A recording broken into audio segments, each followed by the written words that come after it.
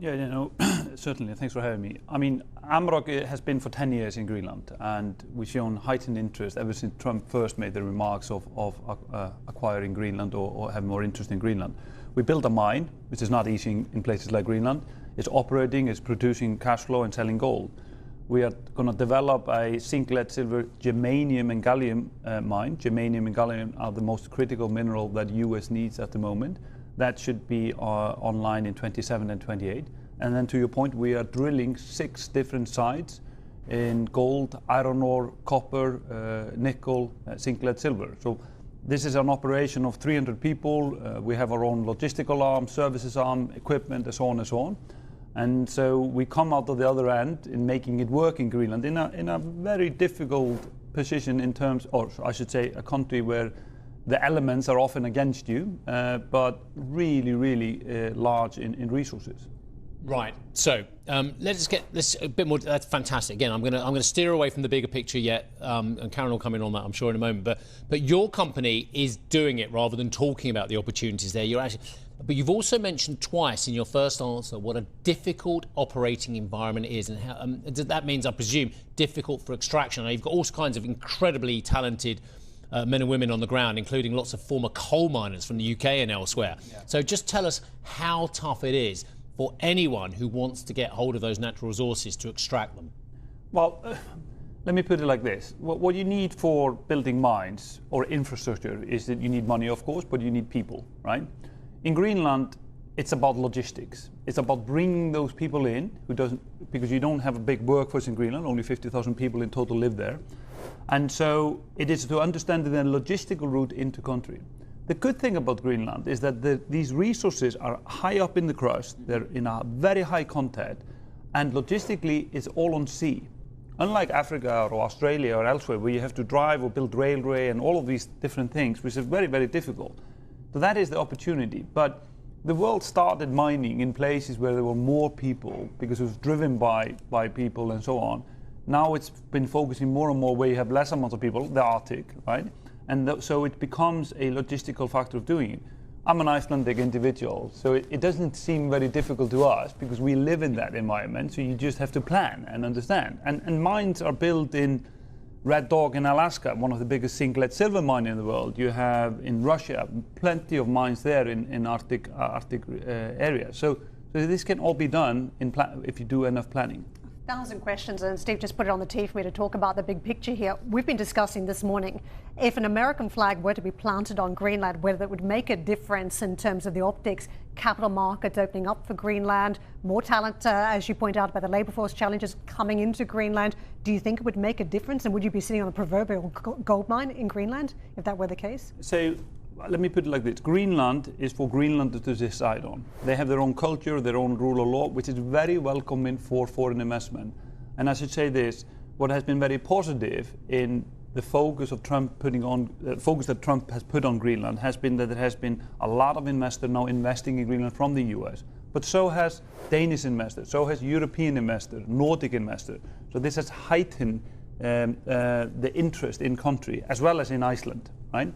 So these two countries, because what people need to understand is that Iceland, which is sitting next to Greenland, is effectively a gateway into eastern Greenland, because there's so much ice on the eastern shores of Greenland.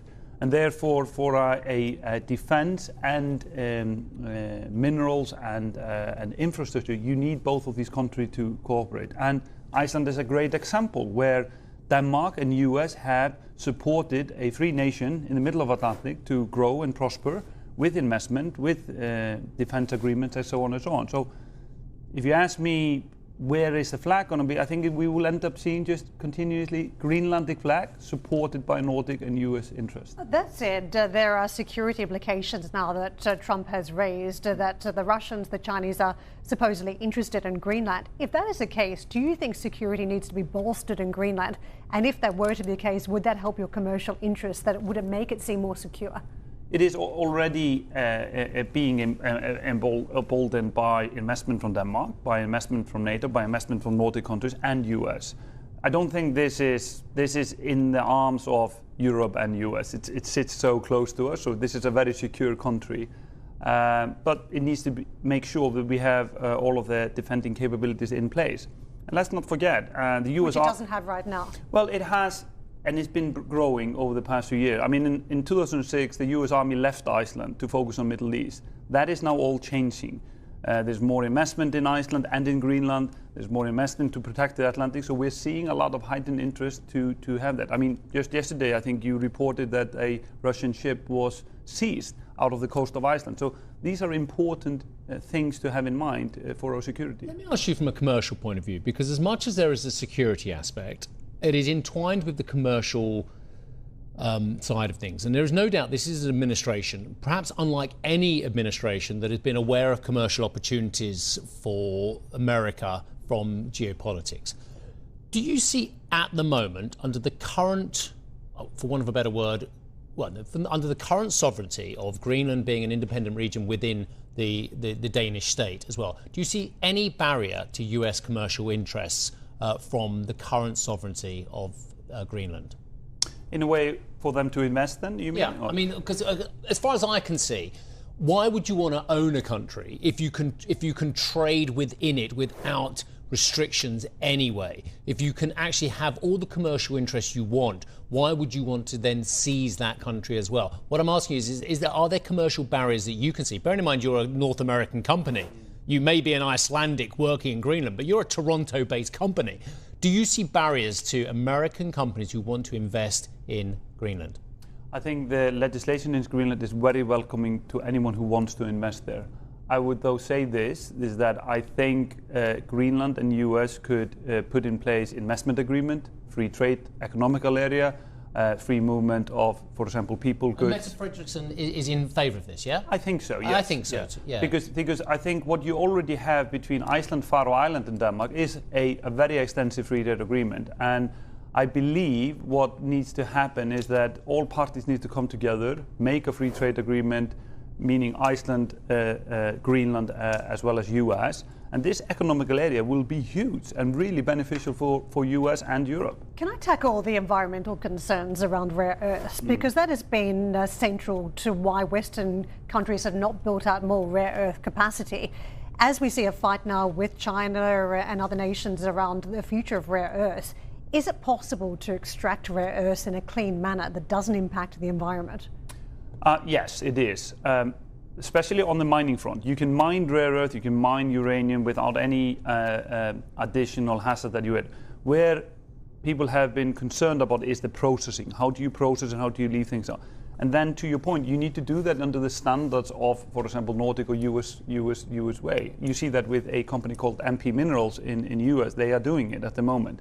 But you're right, this has been left to China for way too long, partly because the Western world didn't want to do it, but now we need to step up because we cannot have one country or one market cornering the market completely. How quickly can that gap be closed? It's different. Like on our asset, germanium, gallium, that is something we can start if we had all of the money today, we can bring that material out in the market in 18 months if needed, because that's a past producing mine. When you look at light and heavy rare earths, that you can build that mine in say 3 or 4 years, but then you need to build processing facilities. That means you need cheap energy in places like Iceland or in Canada or in Norway, but you also need skilled workforce to process it. And so that it is a longer term. I would say that is a somewhere between 5 to 10 year timeline to get that fully commercial. Final question, nothing to do with mining.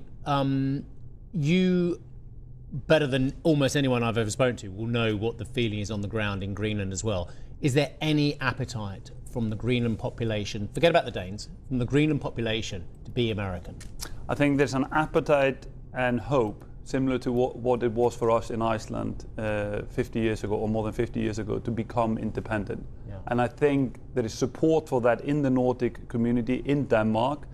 And I think US can be of assistance there just like they were in Iceland. Yeah. So I think they want to become an independent nation with a Nordic culture in place, which it has been in place for the past 1,000 years. Lovely to speak.